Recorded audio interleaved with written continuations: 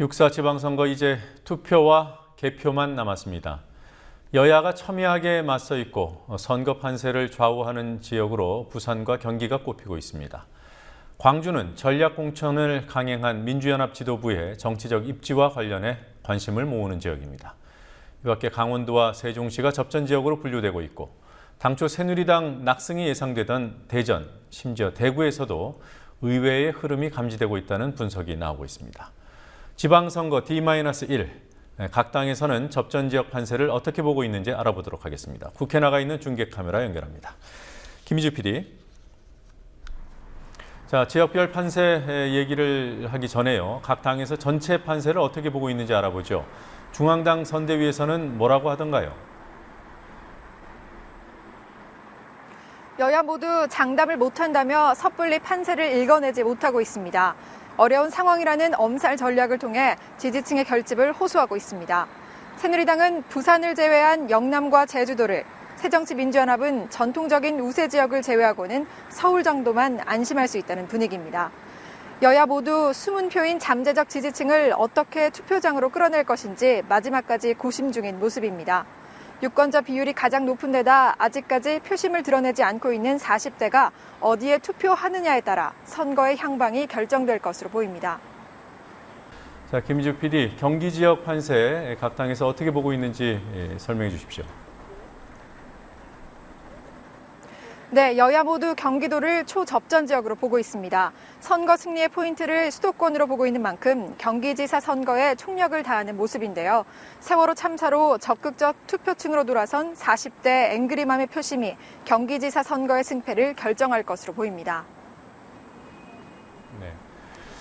자, 그리고 부산에서 만약에 새누리당이 패한다면 그 정치적 타격이 간단치 않을 것 같아요. 새누리당은 이곳 판세를 어떻게 판단하고 있습니까? 새누리당은 부산을 경합을 벌이고 있는 지역으로 꼽았습니다. 새누리당은 텃밭이라 할 수 있던 부산에서 무소속 후보와 경합을 벌이고 있는 만큼 놓쳐서는 안 될 지역이 됐습니다. 민주연합은 부산을 격정적인 정치 움직임을 보이고 있는 지역이라며 긍정적인 지표를 가지고 있어 기대를 건다는 입장입니다. 자, 그리고 부산 얘기가 나왔으니 한 가지 더 짚어보도록 하겠습니다. 서병수 후보 측에서 박근혜 대통령 사진을 대거 유세 현장에 투입했습니다. 선거 중립 의무가 있는 대통령을 이렇게 선거에 활용해도 되냐는 비판이 있던데요. 야권 그리고 선관위에서는 어떤 입장입니까?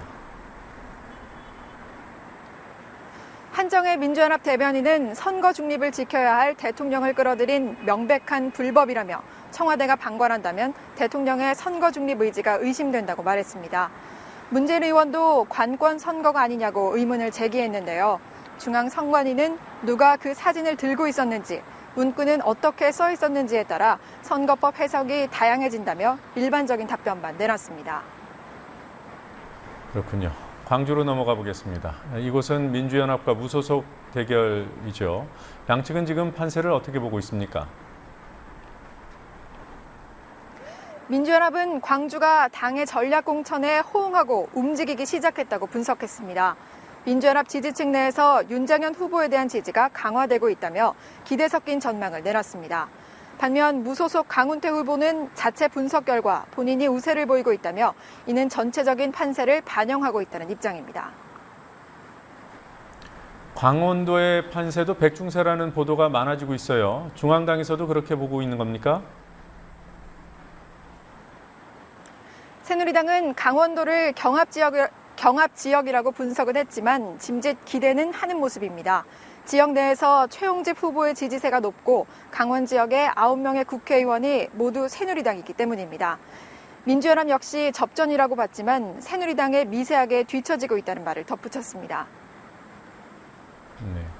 새누리당의 심장부인 대구 상황이 심상치 않다 이런 평가도 있더군요. 물론 주로 보수 쪽에서 나오는 분석이라서 지지층을 향한 동료 차원이 아니겠는가 이렇게 볼 수 있을 텐데 실제로는 어떤 것 같습니까? 새누리당은 대구를 우세 지역으로 점쳤습니다. 반면 민주연합은 대구와 부산을 거론하며 대망이라고 표현해 김부겸 후보의 선전에 기대감을 나타냈습니다. 박근혜 대통령의 정치적 고향이라 할 수 있는 대구에서 야당 후보의 기세가 만만치 않은 모양새입니다. 자, 이번에는 대전과 세종시 상황을 정리해 볼까요? 대전은 새누리당 우세 지역에서 최근 경합 지역으로 분류된 곳입니다. 새누리당은 유리하거나 비슷하다고 보는 반면 민주연합은 기대할 수 있는 완만한 긍정적 흐름이 유지되는 지역으로 대전을 보고 있습니다.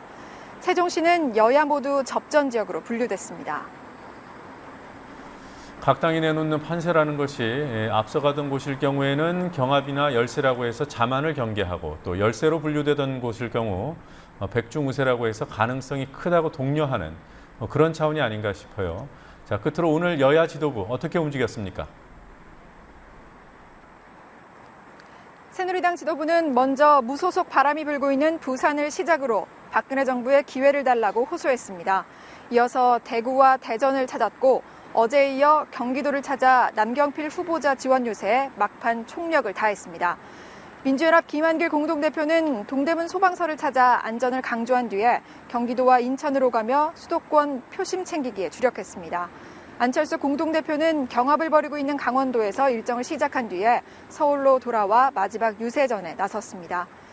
민주연합의 두 지도부는 세월호 합동 분향소를 찾아서 세월호 심판론을 강조할 예정입니다. 지금까지 국회에서 국민TV 뉴스 김희주입니다.